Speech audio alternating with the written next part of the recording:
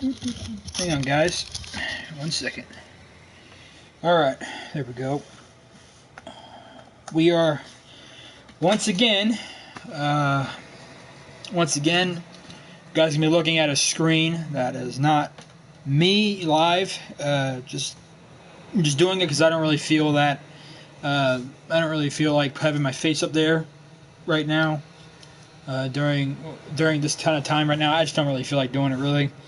And it's easier for the thumbnails, you know. So because I lost my phone, so I have to find it, you know. So for right now, we're gonna be doing this because I just don't want to see my face on the thumbnail. I think that's just crazy because the first thing you guys see. All right, so I'm just gonna do this until I find my phone, and then maybe I'll go back to doing the face cam for all these episodes. Okay. But today, we've been going over something today that I didn't get to do in my last one because my internet connection completely just lagged out. It got disconnected right in the middle of when I was talking about my second topic, which I pretty much was already done with.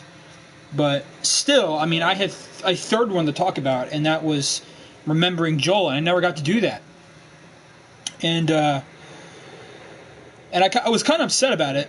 And because I was so upset about it, I literally kind of deleted all my notes for remembering Joel because I just got kind of upset about it. And so, yeah. So when I talk, I'm going to do this without notes. I'm going to do this without any type of direction or any type of outline. All right? So I'm not going in a certain way that was preordained to go. So I might go down rabbit trails. I may go down one direction, then to another direction. Please forgive me if I do that. I just wanted to get this out. I just wanted to get this out and get my thoughts about what happened to Joel in the first game again. After all this time since the game has been out, I want to give my thoughts on this game, and hopefully it will, help. Hopefully it will make us think, or help someone who's watching this think about this game in a different light or in a different way, or they'll go and maybe even replay the game. Who knows? Who knows what this can do for people? And so I'm going to be talking about, obviously, Joel. All right. A very hard topic for me, especially because of what happened to him and the relationship I build with this man in the first game. It is a really hard thing for me to talk about. And I'm sure a lot of people who love this character, love this game of The Last of Us Part 1 are going to feel the exact same way that I do. And I did and I still do. And I know that many of us talking about this, I mean, even the people who played as Joel and Ellie, especially Ashley Johnson, who played as Ellie, she says she needs a certain amount of distance when it comes down to talking about this. It was very traumatic for her, and and we share that trauma with her as well, because it's not fun watching someone you love die that way. It's not fun. It's certainly not pleasant, and it's not enjoyable. I mean, don't get me wrong. The Last of Us Part 2 was great in combat and gameplay. I enjoyed it in that respect, in that context, but the story itself is not enjoyable at times. It is quite frank, it's very brutal, it's very dark. It makes you so uncomfortable, it makes you sad, it makes you, really kind of get to the point where it's like, man, I'm kind of upset about this, I'm kind of angry that this happened, and you get all these emotions, and someone like me who has complicated emotions, it's very hard for a person like me to really state what they feel and what they think about it.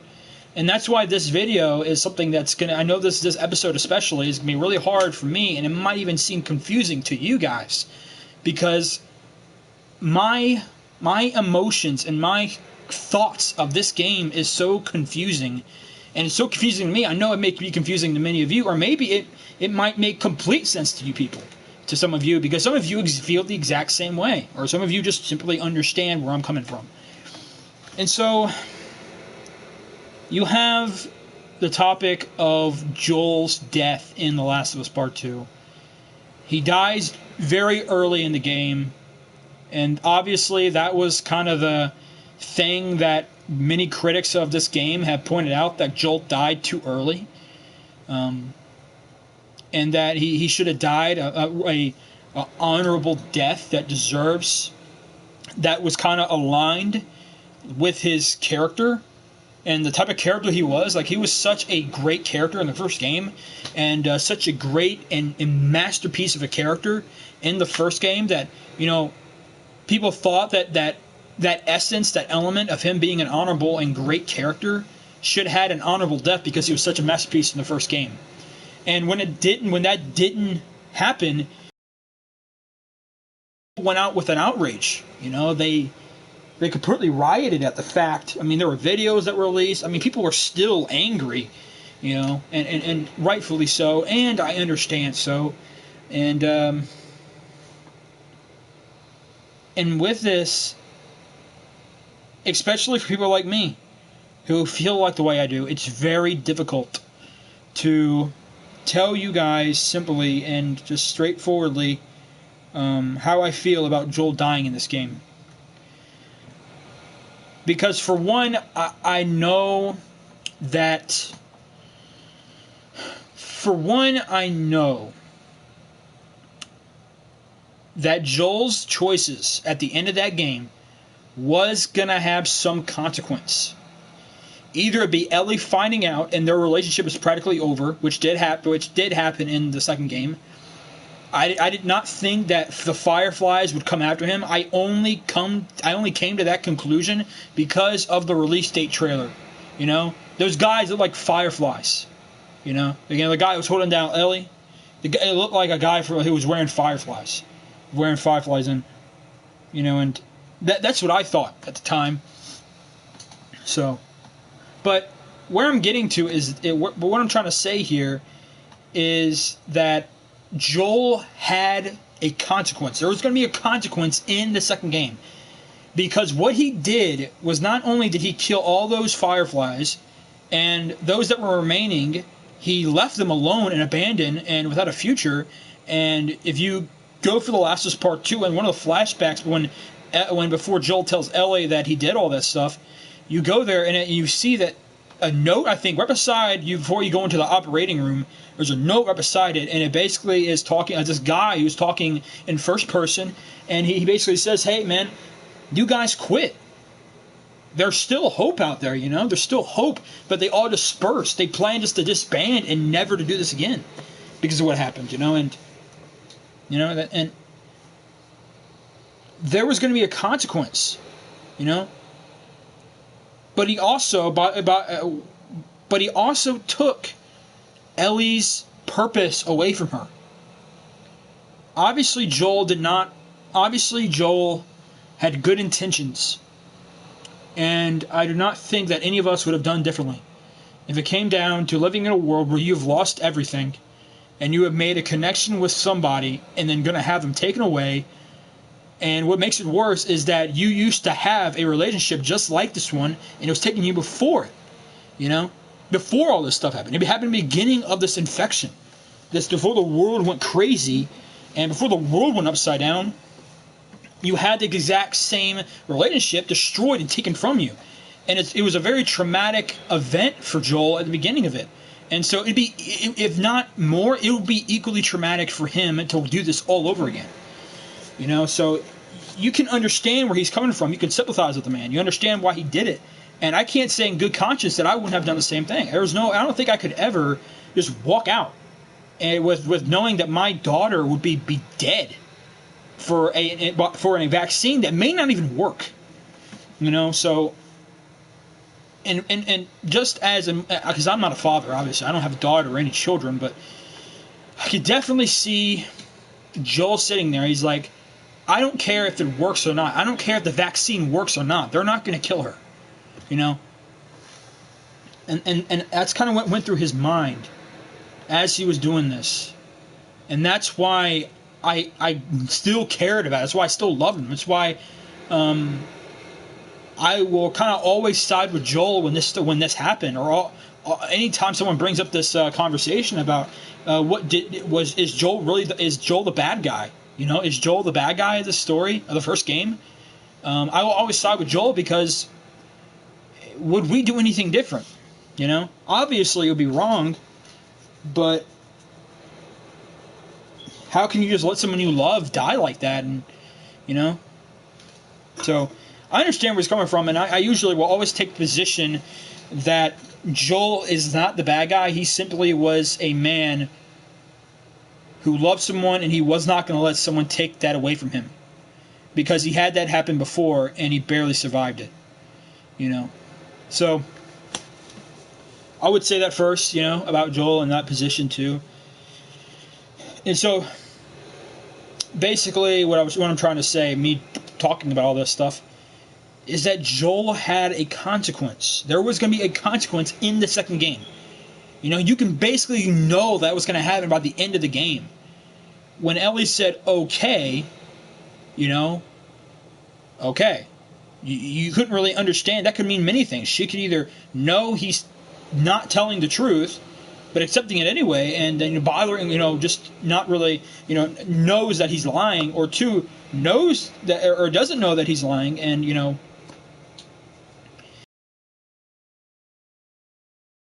pretty much the two. And you know, you just knew that there was going to be a great effect, a negative effect in the story of The Last of Us when you realized that Ellie kind of didn't believe him, if you were going to go that route, at how the end of the game went. When she said okay, and you kind of interpreted that by saying, oh, well, that means she knows, but she just, at the same time, she doesn't really know. And so, though I don't think she knew that Joel was going. I don't think she thought that Joel killed all of them. Maybe she thought that he just wasn't telling the truth, you know.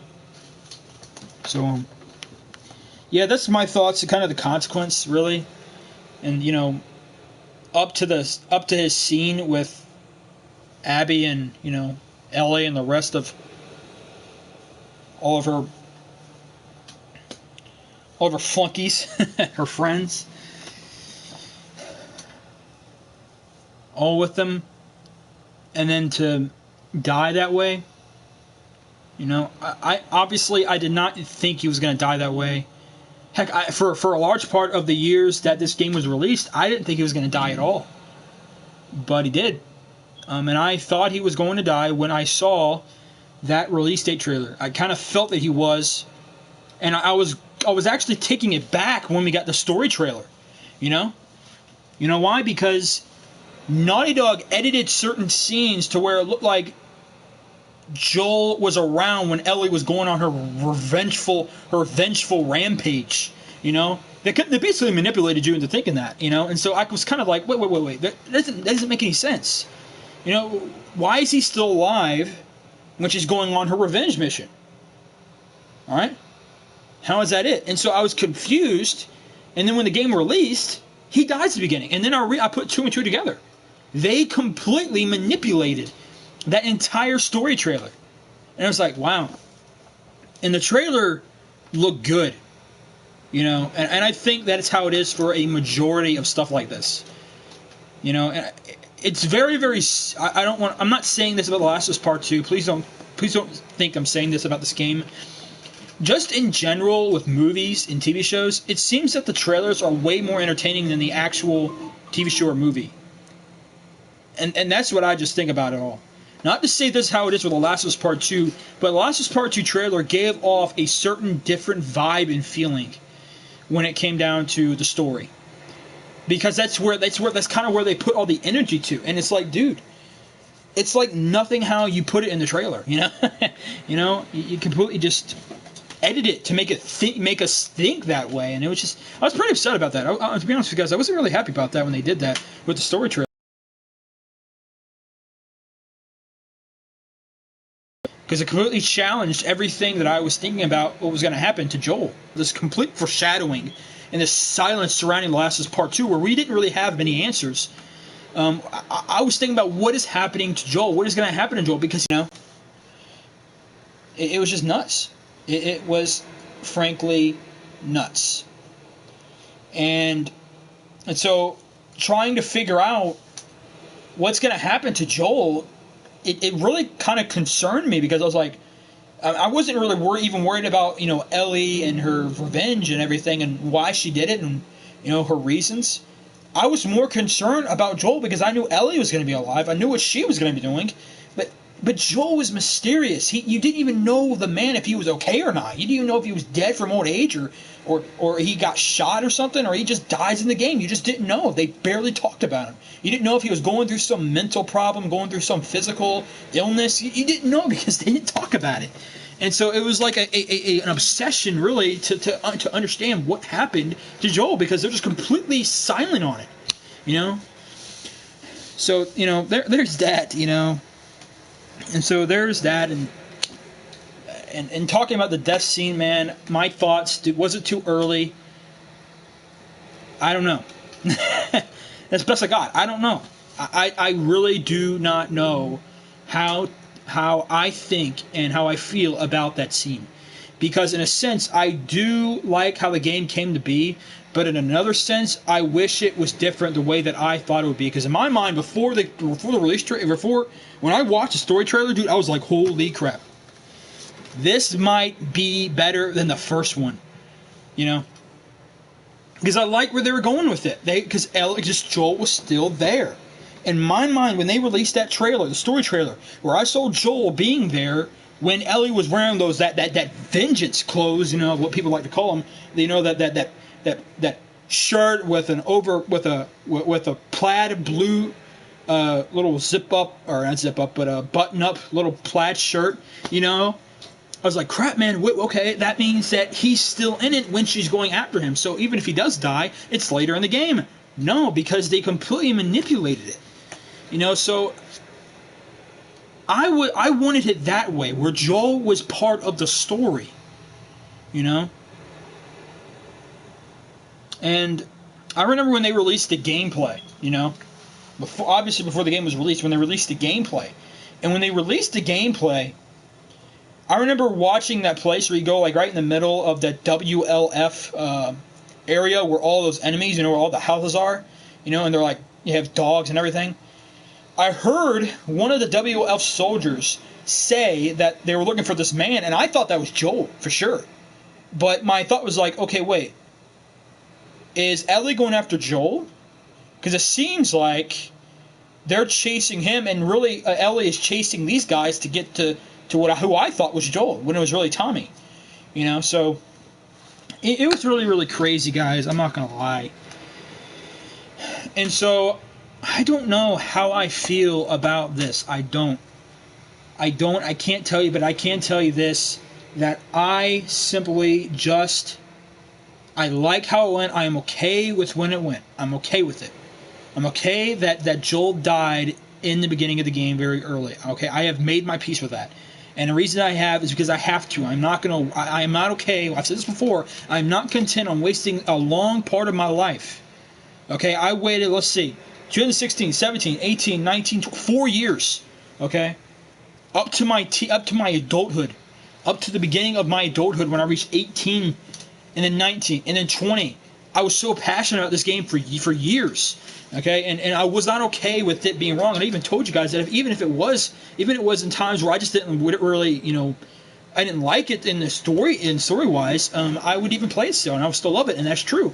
I needed to be content with how the game came to be, and I have reached it. I've reached it, but it does not mean that I don't feel sad. That does not mean that I don't meet complication. It does not mean that there are times where I am sad and I wish this game was different. Because he died in the game. And that's how life is. You wish people didn't die, and people you care about didn't die that way. You wish they didn't happen. But you wouldn't change it, because it made the person who you are today. Or that person, passing away, it would have, like I said, it would change you. Sorry about that, guys. I completely lost my thought. Just completely flew out of my head. But I don't know, guys. It's very, very difficult for me to really give my opinion, my thoughts, and how I feel about this game without confusing people, without sounding very contradictory, and sounding like I'm saying something and then I'm kind of saying the opposite at the same time. I would just say this: I have, once again, am content with how the game happened. I'm okay with it. There are times that I wish it was different. Yes, I do. To be honest with you, yes, I wish this game was different at sometimes. Very different. I wish that the vision and the feeling I've had for so many years, the feeling and vision I had when the story trailer came out, I wish that it was like that. But it wouldn't be The Last of Us Part 2 if that's how I want it to be. So because the same guy that directed the first one directed the second one. So, and so me just sitting here and me just coming here, sitting here and listening to him, just watching him die like that. I can't even. I haven't even gone through that scene in months. Okay, I've not gone through that scene in such a while. Because once again, it's traumatic. It's hard to watch, and at times I'll just skip it. Because let me tell you now, man, Abby, I care about Abby, but guys, there are times where she does that where I don't like her. That it's like she gives me that she kind of she's that person that you kind of forgave, and you kind of let go what they did, but then they shove it in your face again, and then you're like right back where you were at. And it's like, man, girl, whatever. Why'd you do this? Don't you know that? Don't you know that this wasn't going to solve anything? It's just, yeah. Once again, that's how my relationship with her is very like the story. It's very me and Abby's relationship is very, very complicated. But Joel, me and his relationship, me and Ellie's are not different. They are not complicated. They're straightforward, and I always care about these characters no matter really what they do. Ellie killing Abby's friends, obviously. I don't know if I would have done that. I don't know. If someone killed someone I cared about, I would really ask myself, would I go out and just start killing those people responsible? Mindlessly. And not only that, but be very sadistic to kill their own friends, And so I'm not going to say, well, yeah, go ahead and do that. But it does ponder in my head, like, would I do something like that? Would I do something like that? And it's this thing you can think about. And once again, you can't blame Joel, you can't blame Ellie, and you can't blame Abby, because they all are because they, in some sense, they are all doing the same thing. It was all out of love, and at times hate. So I don't know how I feel about Joel's death. I don't know how I feel about it. But I can't say this, that I'm content with how it happened.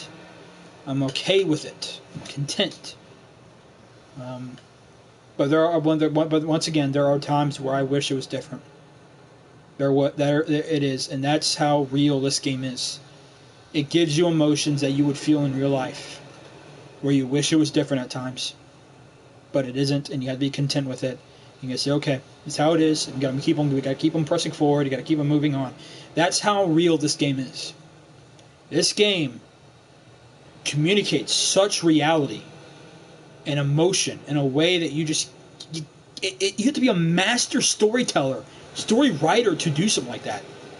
there have been not many times where I've read, played, or watched a movie or TV show where someone has communicated that much of human emotion, real human emotion, in this way. Where like I lost somebody and I want them back. I want them to be okay. But then it's like, but they're not. They're gone. And it's not going to change, you know? So yeah.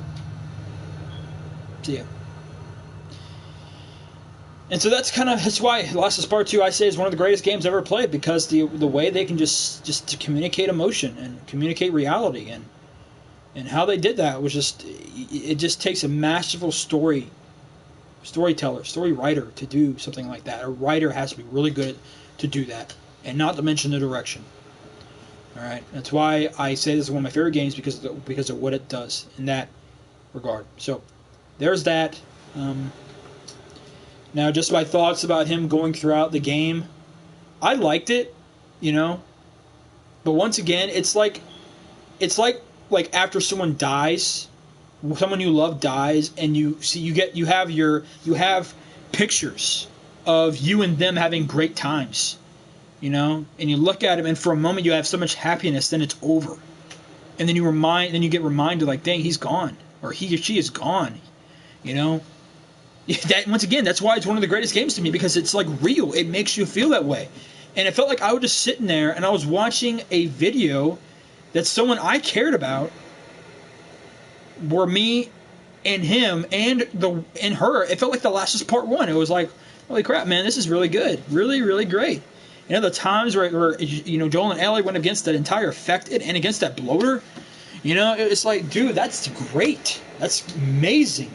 And then reality kicks in. It's like, oh, yep, remember, he's gone. Very real. Very, very real. They communicated it brilliantly, and it was so emotional. It really is hard to play sometimes, and that's kind of how life is. Life isn't some, you know, enjoyable ride. It's not always enjoyable. It's not always fun to be on the roller coaster that is life, you know? And so, yeah. And so, I think they're great. But it just, once again, it's like looking at a picture of someone you lost, and you're like, man, you come back to what I was just saying. I wish it was different.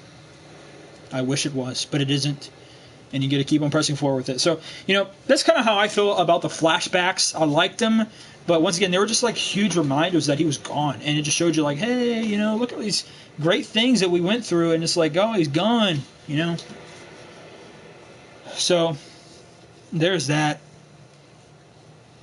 Now, to wrap this up, guys, because I could go on forever about Joel. I mean, I really could. I could talk about him a lot. But to just end this up, to the last thing I want to say about this Remembering Joel is one of my favorite moments from him in the first game. One of my favorite about Joel was his was when he was talking to Henry about driving motorcycles. You know, it was the first time in the game where Joel actually was actually himself before the virus, the pandemic happened. Before what happened in September on that day when the infection happened. And I call it the fungus virus. That's what I call it. It's, you know, I'm just going to call it the fungus virus. That's what I call it. And so I'm just going to call it that. But the fungus virus, when it broke out, before it broke out, he was a man who had a job. He had a daughter, and he cared deeply for his daughter, and you know, he really cared about her, and he had a smile on him. His innocence was still there. You know, he was a man. He was a man taking care of his family. That is his daughter. And he was close to his brother too, so he's like, he had a life, man. He had a real life, and then the pandemic happens. Then the fungus virus happens, and you know, all that's taken away from him. And when you see him laugh, it's like, dude, I haven't seen him laugh. Who knows, man? He probably hasn't laughed in like 20 years in that time, you know, because there's a big giant jump from the beginning of the game, like 20 years later, you know, like 25 years later or something like that. And when that happened, it was like, dang, pretty far, you know. So, yeah, that was one of my favorite moments with him. Is that when he was talking to Henry and he was talking about how the time where he and Tommy, I think it was on his birthday or his birthday or Tommy's birthday, where they were like, riding Harleys across the countryside. And yeah, that is when then Henry was like, you know, we wanted him to describe it, man, because he thought just saying it was good was not a fitting answer for him and an explanation on how it felt to ride a Harley down the countryside. He's like, man, give me more descriptions. Come on, tell me more, explain it. And obviously Ellie with her comical 14-year-old jokes, spark like a spark. Kind of one of the best moments I think in The Last of Us Part 1, where he actually, Henry says something that makes Joel laugh, and I'm not talking like like a little chuckle. No, he smiled, So it was a great moment. I really liked that moment. I really liked it. There's some other ones. When Joel interrogated those two hunters, or those two cannibalistic cannibals that are at least work for work for David, and it really showed how much he cared for Ellie, but it also showed how brutal he can be as a father figure when it comes down to Ellie. He can be really, really brutal. He will have no remorse, no regret for anything because he's doing it for the sake of Ellie. He's doing it for the sake of love, and therefore it's justified. So it was just so great because like after Ellie is taking care of you for Lord knows how many months or days, weeks or months or even maybe perhaps years. Actually, no, I don't think it's years. I don't think it's years because when it happened to him, it was like fall, and then when she was taking care of him, it was like winter. So it had to be like a couple, it was at least a season. She cared for him for like a season, So after being not fully healed but able to move and operate and function, where he can defend himself and maneuver and move to where he needs to go, the hunters open a door and they see him, and they're shooting at him, and Joel's shooting back at him, and he shoots a bunch of them, and they're like, oh man, we gotta run, this guy's real, this guy's the real deal, he's really taking us out. And it's the first time where he's like, dang dude, they are running away from him. It's one guy, and you got like an entire platoon with you. You get like 6 or 7 dudes with you, and you guys are running away from one guy. And I think they may have known because David realized that there was a man who was traveling with a little girl. All right, maybe he told the group that, hey, this guy killed a bunch of you guys. Okay, or he completely slaughtered them. So yeah, it's crazy, man. It's crazy, and it just showed you how much he cared about Ellie, to the point where he just killed them. He tortured them. He beat them. He threatened them. He told them he was gonna do something to the guy's kneecap or beat someone to death. And he did the classic Joel interrogation method, where he you say, hey, where it is on this map, and they point to it, and then you go ask the other guy, and if the answer's the same, then you found your answer. But if they aren't, well, that ain't good. And then what happens? Probably someone's gonna get tortured even worse. So it's a great way to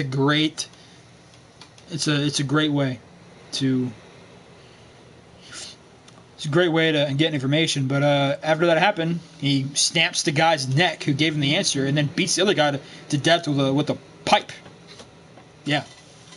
And after that, he goes off and he kills a bunch of other guys, and a couple more.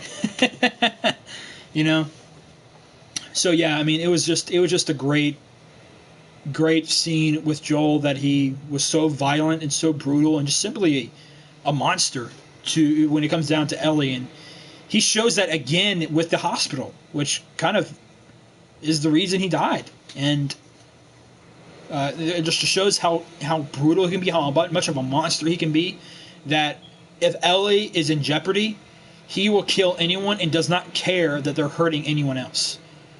All right, it doesn't matter that the women and the men that he killed were someone's father, someone's son, and someone's child. He did not care because Ellie was in jeopardy. She was in trouble, so he had to go get her and rescue her. So it just showed you that he just simply cared about Ellie so much that he didn't care about anything else. He regretted nothing, and you even hear that, you know.